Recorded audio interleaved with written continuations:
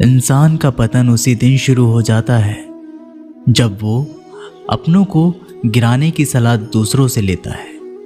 जब इंसान की ज़रूरत बदल जाती है तब इंसान की बात करने का तरीका भी बदल जाता है। जो बीत गया उसे सोचा नहीं करते, जो मिल गया उसे खोया नहीं करते।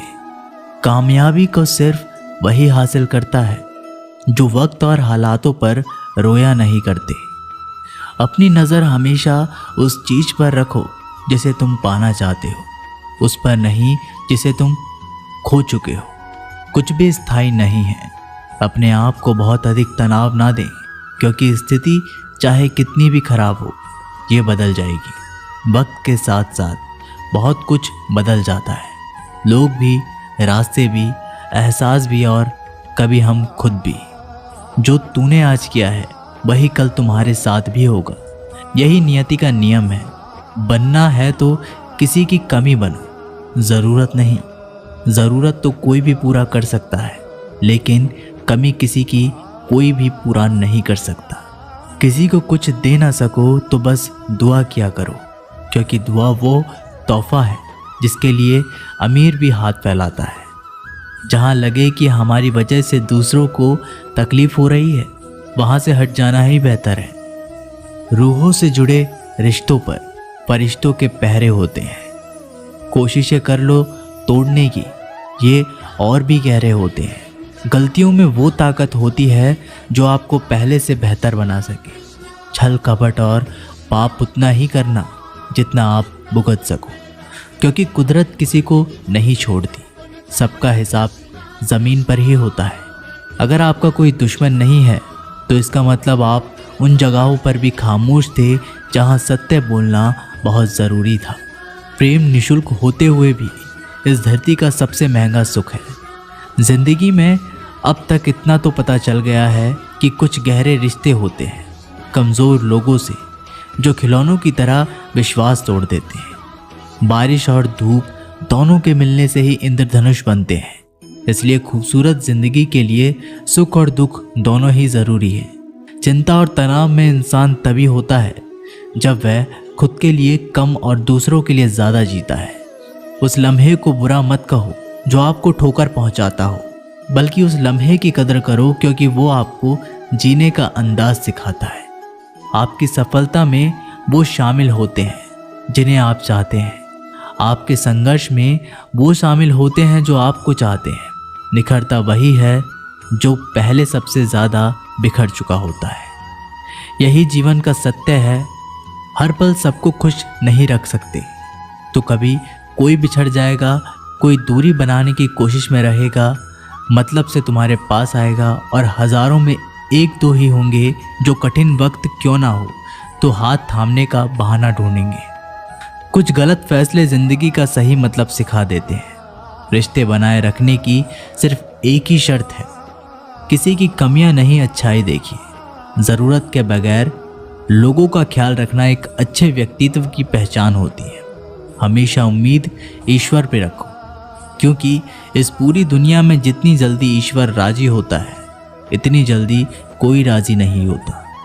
जिस व्यक्ति का मन शांत होता है, जो व्यक्ति बोलते और अपना काम करते समय शांत रहता है, वह वही व्यक्ति होता है जिसने सत्य को पा लिया और जो दुख तकलीफ़ों से मुक्त हो चुका है।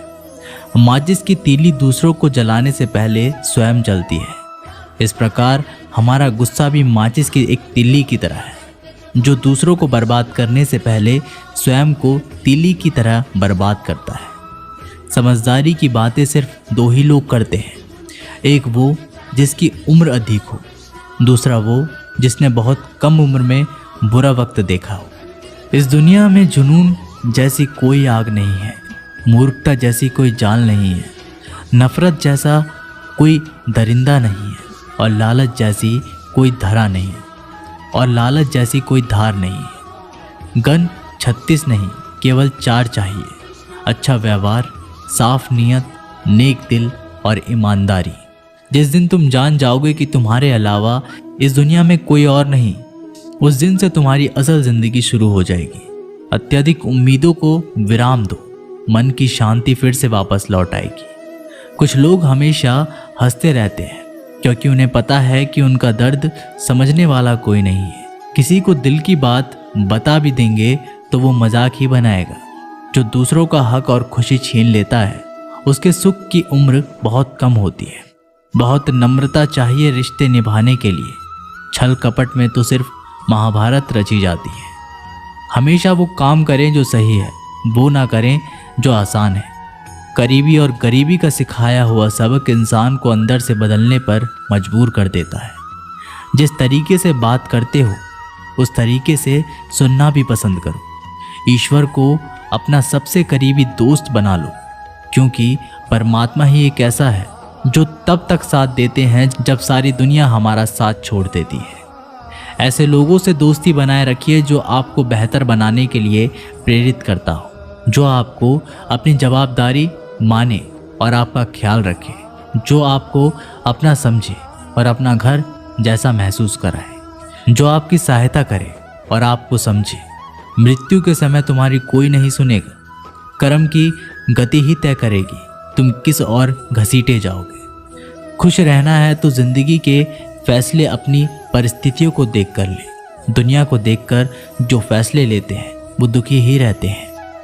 कोई कुछ भी कहे, बस अपने आप को शांत रखो, क्योंकि सूरज की किरणें कितनी भी तेज क्यों ना हो, समुद्र सूखा नहीं करते। एक चिड़िया ने शिकायत की कि हे मेरे ईश्वर, बड़ी मुश्किल से मैंने घोंसला बनाया था, आपने तूफान भेज दिया और मेरा घर उजड़ गया। ऊपर से आवाज़ आई, तेरे घोंसले में सांप आया था तुझे खाने के लिए, इसलिए तूफान भेजा था ताकि तुम जाग जाओ और उड़ सको और तुम्हारी जान सुरक्षित रहे। हमारी ज़िंदगी में कितनी मुसीबतें आती हैं, हमें पता भी नहीं होता कि हमारा परमात्मा हमें किस तरह परेशानी से बचाता है। अगर तुम्हें लगता है कि परमात्मा तुम्हें कष्ट के पास ले आए हैं तो भरोसा रखिए वो तुम्हें कष्ट के पार भी ले जाएंगे। मन की पीड़ा का कोई अंत नहीं, इसलिए दूसरों को कोसने से कोई लाभ नहीं है। इसका सबसे सरल उपाय है कि अपने मन को ईश्वर को समर्पित कर दो। ईश्वर के साथ जुड़ते ही जीवन में खुशियों का, सुकून का, संयम का, सहन शक्ति का, प्रेम का, नई ऊर्जा का, जीवन के सही राह का, संतुष्टि का आरंभ जरूर हो जाता है और हमारा मन पीड़ा से कैसे मुक्त होता है पता भी नहीं चलता। अगर भगवान तुमसे ज़्यादा इंतज़ार करवा रहे हैं तो तैयार रहना, वो उससे कहीं ज़्यादा देने वाले हैं जितना तुमने मांगा है। जिस तरह लोग मुर्दे इंसान को कंधा देना पुण्य समझते हैं, काश इस तरह जिंदा इंसान को सहारा देना पुण्य समझने लगते तो ज़िंदगी आसान हो जाती। मत सोच इतना कि ज़िंदगी के बारे में जिसने ज़िंदगी दी है उसने भी तो कुछ सोचा होगा। आपका बीता हुआ कल भले ही कष्टों से भरा हुआ हो, पर आने वाला कल आपके हाथों में है। मन अंधा होता है, इसके पास अपना कोई ज्ञान नहीं होता। मन कुछ नहीं जानता और ना ही सही मार्गदर्शन करता है, इसलिए आप अंधे मन की बातें मानकर ज़रूरी कामों को टालना बंद कीजिए। आप हमेशा अपनी बुद्धि से काम लीजिए, मन से नहीं, क्योंकि अंधा मन हमेशा आपको ज़रूरी कामों को करने से रोक देता है। जब आप बुद्धि के ज़रिए ज़रूरी कामों को करना शुरू कर देंगे तो धीरे धीरे आपका मन आपका मित्र बनता चला जाएगा। लेकिन अभी आपका मन आपका दुश्मन बना हुआ है, जो आपको दिन पे दिन बर्बाद कर रहा है। मन से सोचे, कार्यों को मुंह से बाहर मत निकालो।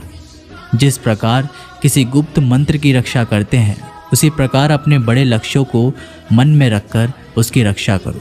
गुप्त रहकर उस पूरे काम को करो और तभी बोलो जब काम पूरा हो जाए, क्योंकि अधिकतर लोग अपनी तकलीफ से दुखी नहीं हैं जितना दूसरों की तरक्की देखकर दुखी हैं। जब भी कोई बड़ी बात बड़े लक्ष्य की हो, केवल उन बातों को लोगों से बांटिए जो उस बातों को अपने भीतर बचाकर रखने का हौसला रखते हो। यदि कभी आर्थिक स्थिति कमज़ोर हो जाए, यदि कभी बड़ा नुकसान हो जाए, यदि कभी सब कुछ चोरी हो जाए, नष्ट हो जाए, उस बात को अपने अंदर बचाकर रख लेना।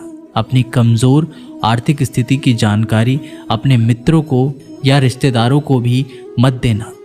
सहानुभूति पाने के लिए 4 आंसू मत गिराना, क्योंकि याद रखो, अंदर भले ही कम हो लेकिन बाहर पूरा दम हो।